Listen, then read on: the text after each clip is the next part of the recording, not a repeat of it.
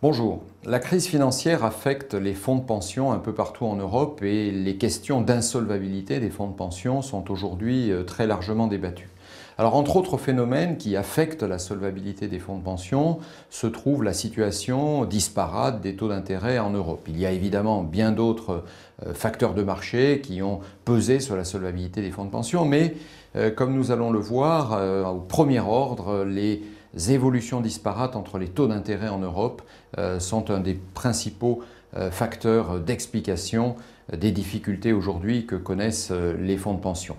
En effet, on le sait depuis 2 ans maintenant, les taux d'intérêt 10 ans, par exemple, qui sont représentés sur ce graphique par pays, évoluent de manière très différente entre évidemment les taux allemands qui ont baissé sur une période de 2 ans et puis à l'autre extrémité les taux grecs et au milieu la hiérarchie des différents États au travers évidemment du degré de confiance que leur accordent les marchés financiers par rapport à la solvabilité de leurs propres dettes.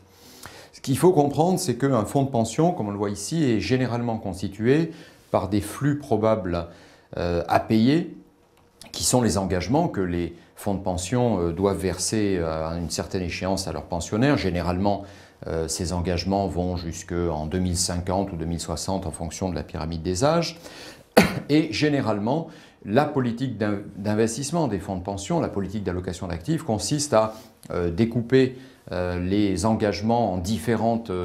poches de maturité pour pouvoir les matcher avec des instruments de dette, souvent sans risque, mais comme nous le savons aujourd'hui, les dettes gouvernementales ne se valent pas entre elles depuis quelques années en zone euro. Il y a bien souvent une poche d'actifs risqués qui vient compléter ce dispositif. Notons au passage d'ailleurs que la solvabilité des fonds de pension a aussi été endommagée évidemment par la baisse des actions. Mais si on se concentre uniquement sur les taux d'intérêt, le premier phénomène consiste à dire que lorsque l'on actualise ces flux probables à payer par des taux gouvernementaux qui baissent, si c'est le cas par exemple d'une actualisation avec des taux Bund, alors le premier effet va être de faire monter la duration, puisque lorsque des taux baissent, eh bien, la duration monte et il faut que les fonds de pension aient régulièrement rebalancé cette duration. On voit ici la duration d'un fonds de pension dont les engagements étaient présentés tout à l'heure, actualisé avec des taux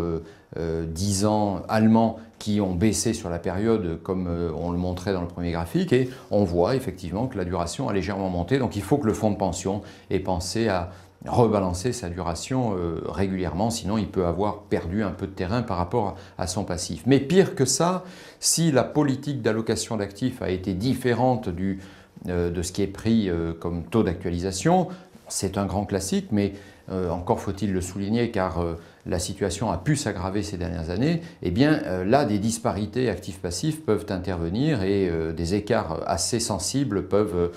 être observés. C'est le cas par exemple si le fonds de pension, dans une situation un peu caricaturale, a actualisé avec des taux gouvernementaux allemands par exemple, le passif aura eu tendance à monter assez sensiblement du fait de la baisse des taux en Allemagne, et inversement si la politique d'allocation d'actifs, au moins sur la partie taux d'intérêt,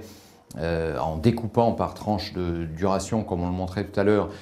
s'est porté sur l'ensemble des dettes gouvernementales en zone euro, en diversifiant par exemple au travers de plusieurs indices euro-MTS organisés par maturité, eh bien malheureusement l'actif a plutôt un peu baissé et donc il y a un décalage actif-passif qui se traduit, comme on le voit sur ce graphique, par une baisse assez sensible du ratio de financement qui a généré une insolvabilité assez accrue éventuellement du fonds de pension. Alors évidemment la situation inverse peut aussi exister, on peut également avoir un fonds de pension qui a eu